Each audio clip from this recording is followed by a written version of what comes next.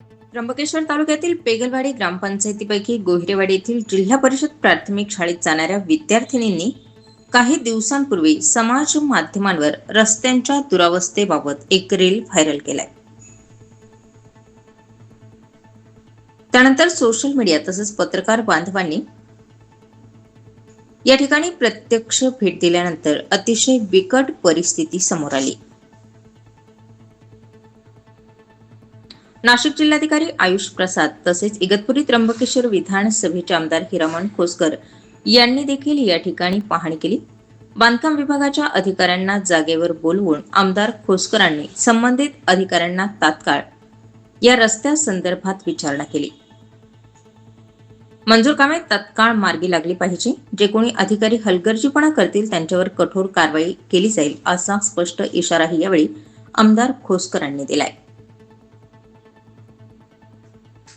तसेच या कामाशी संबंधित अधिकारी कॉन्ट्रॅक्टर यांच्यावर कायदेशीर कारवाई झाली पाहिजे असंही यावेळी स्थानिक नागरिकांनी आमदार तसेच अधिकाऱ्यांकडे मागणी केली. रस्त्याच्या कामात पूर्णपणे व्यवस्थित झाले पाहिजे अशी ही माहिती देण्यात आली. तसेच महाराष्ट्र नवनिर्माण सेना नाशिक जिल्ह्याचे पदाधिकारी यांनी देखील या ठिकाणी चिखलात बसून आंदोलन करत हा रस्ता लवकरात लवकर पूर्ण करण्याची मागणी केली आहे. व्हिडिओ त्या ठिकाणी माध्यमातून आला त्या संदर्भामध्ये लहान लहान मुलं खड्ड्यातून तेवढे खड्ड्यावाल्या शाळेमध्ये जात आहे.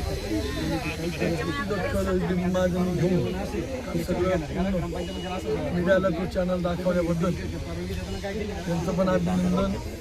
मनसेचे काही पदाधिकारी राहिले त्या मुलांची दखल घेऊन राजसाहेबांनी त्यांना आदेश दिला.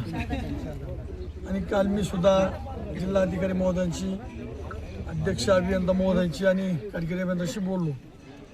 काल खड्डे बुजवायला लावले, परंतु इथले स्थानिक दोन्ही गावचे सरपंच, उपसरपंच, पदाधिकाऱ्यांनी, आमच्या राष्ट्रवादीच्या महिला सगळ्यांनी मला जेव्हा व्हिडिओ बघितल्यानंतर सगळ्याचा फोन आला.